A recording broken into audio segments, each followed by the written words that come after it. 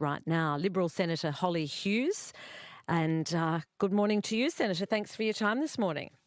Good morning, Sarah. Was there some bipartisanship on this committee in terms of menopause and reproductive It does leave? happen. It does happen at times. But look, it was a really long inquiry. It went to lots of different places all around the country, rural and regional areas, and heard from a huge raft of not only women who'd been through the experience and women's groups. We heard from clinicians and particularly those in the medical profession. We heard from employers, and we heard from just a raft of people across the community that treat menopause or work with women going through menopause. I mean, I'm in my 40s, and I gotta be honest, I had never even heard the term perimenopause. What? Never heard it in my life before, and I can promise you I was not the only one who said that. It was, it's something that's not talked about, and especially I think for women in their 40s and 50s, our mothers certainly never really talked about it. It was all sort of hush-hush. No one made mention of it. But it's not just a personal issue, is it? Like, it has a real impact on our work life. The 51% of the population are going to go through this at some stage or another. What we did learn, though, that there's about 87% of women through a Monash University study that go through menopause pretty much okay. There might be some milder symptoms, but that go through okay. But there are a percentage of women who are incredibly impacted by it, and their lives across the board. We're talking about not sleeping for extensive periods of time, which, anyone will tell you, even, new baby, not sleeping is not ideal. Night sweats. And if the boys don't think this impacts them, we have women coming in saying that they were having to wake their husbands up sometimes twice a night to literally strip the bed and change sheets. So no one's getting a good night's sleep in that. No one in the household's getting a good night's sleep. But there's a whole lot of symptoms as well that was really quite, astonishing, that most women, and certainly men, have no idea about that can be signs of menopause. So things like itchy skin, I had never heard that, people think it's hot flushes, no more babies, that's sort of what menopause is. But it's a lot more than that, can present differently in women. But I think the most profound thing that became apparent is the lack of awareness, not only by women themselves, but certainly GPs and medical practitioners. Many, many women being told, don't be ridiculous, you're too young for this. And just dismissed out of hand. And then also a complete misunderstanding and outdated information when it comes to hormone replacement therapies and the efficacy and safety of them, and women not being prescribed them. Were you surprised by that? I'm surprised by that, because I would have thought that your doctor's the first place you go. Like, were you surprised at the lack of understanding that there can be amongst doctors?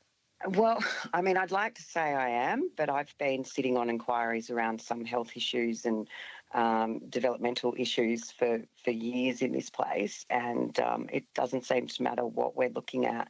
GP training, quite often, there's an hour throughout their entire degree focused on particular issues. So, and a lot of them, when they do their professional development, don't see menopause as one of the things to focus on. So we have called for a better introduction at university for medical degrees. We've also recommended that education at school starts including things like menopause, because if you think back... Hang on, you mean high school, or you mean medical school? Well, high school, because you think you want to tell the kids about menopause. Yep, we do, because the changes in your body, the hormonal changes in your body, don't end with having babies for women. That's just the reality. And the fact that it's not talked about. I mean, I remember when I was at school, menstruation was just something that was never mentioned. No one talked about it. It was something you talked about with your mum, and it was sort of all a little bit shameful or upsetting or what it was. girls these days, it's like, oh, whatever. And it's very open. And even, the boys will go buy the tampons or the pads at the supermarket and not hide them on the, going through the checkout. It's much more open and acceptable. And that's where we sort of were thinking that we'd like to see menopause get to, that it's not in the closet. It's not shameful. It's not something that no one talks about. It's just a part of life. It's just a fact of life. Yeah.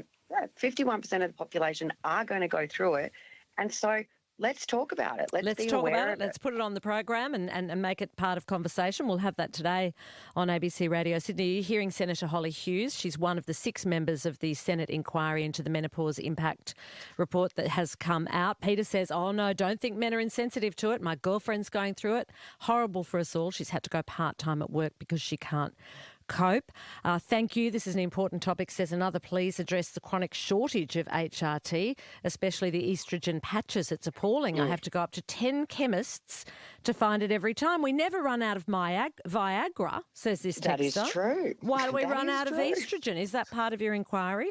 It is, and the patches we do know are in very short supply, but there are other treatments that currently are not on the PBS. So we have recommended that the TGA take another look at what treatments are available, because we do know there's Estrogel Pro, which is a gel and a progesterone tablet that is very effective, but it's not on the PBS, but it is much more readily available. So we are asking the TGA and the government to have a review of the treatments that are available, how they're classified, so that, if you're in a regional centre and can't get a patch, what are you going to do? And, as we were saying, you don't want all of a sudden a whole lot of cranky women around the place because they can't get it. It would be much more sensible that the access to it is made more widely available in other forms. Yeah. If you want to give me a call, you can on 1300 222 702. Perhaps you're in the medical profession. What did you learn? What kind of information is available to you? How much more would you like as part of your training and ongoing professional development? Perhaps you've had difficulty getting your menopausal issues understood by your colleagues or your bosses. 1300 222 702 is the number. So, Senator, how would this reproductive leave work? Tell me what you've suggested here. Well, so it was interesting at the start of this inquiry that was initiated by Senator Larissa Waters in the Greens. And Larissa was definitely, at the beginning of this inquiry, focused on the introduction of specific menopause leave. And it was really refreshing last night to hear in her contribution as we tabled the report saying, I started in this position and I've moved away from that and think it should be included in a broader reproductive leave. We certainly heard from a number of groups and groups, I think, certainly Senator Waters wasn't expecting, like Jean Hales and the Menopause Association saying, please, whatever you do, do not suggest menopause leave, because women quite often in their late 40s, 50s are hitting their prime when it comes to work life. So what have you suggested instead? Really more flexibility in the workplace. So we don't, one thing we kind of didn't agree on was whether or not it should be legislated, but we do want to see more education, more awareness, but also more flexibility in the workplace. And some of these things can include, if a woman needs to put a small fan on her desk, or the uniform breathes more easily, or the ability to access bathrooms, when required, rather than at breaks if they're going through some of the particular symptoms that might occur with menopause. If women have had particularly bad night's sleep, that they can start later, or, work from home, or whatever it might be, some more flexible workplace adjustments, because sometimes it can just be a small tweak, which can make it a lot easier for women to remain in the workforce and remain full-time if they want to. We heard that there are so many women that, as one of your listeners just put through, went part-time or retire early because of a lack of comprehension, understanding and flexibility within their workplace. And that has an impact on skills shortages in the profession, on the economy. On productivity, all of those things. So as a Liberal, would you be open to more workplace regulation around what could be called reproductive health rather than menopause? Look, certainly we would like to see a better conversation with employers for their understanding as a liberal rather than, a Fair Work imposed leave around this. There is substantial reproductive leave, available over a whole different areas. We heard that some employers have, put in place their own leave programs around personal leaves, reproductive leaves, and this includes both men and women again. So we don't want it to be, the men out there thinking, oh God, this is just the birds again, So how would men get leave? For menopause or? No. Men don't necessarily need the menopause side of it, but if they have a prostate issue or they decide to go have the snip after a baby. A vasectomy, vasectomy leave, yes. Vasectomy leave. There's a whole lot of things there that men may also require this leave. And so it's rather than stigmatising it as just something that women are going to take.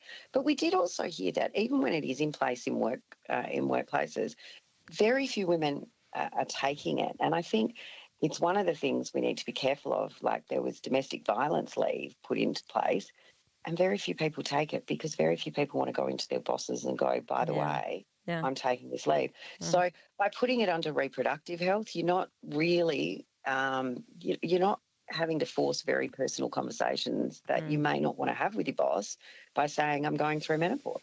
Yeah, no, I hear you loud and clear, and I'm now getting I'm going to go to some calls and some texts, but there's even fights around the air conditioner in offices that Absolutely. It can get down to very small levels, can't it? Look, and one of the things in the Senate is always that people keep their jackets on. And it was really quite funny because a few of us were sitting there going, bugger this, I'm taking my jacket off. Yeah. Yeah. And just making some easy, simple workplace adjustments can make it a lot more pleasant for someone. Thanks so much for your time this morning. Appreciate it. Thanks, Sarah. There's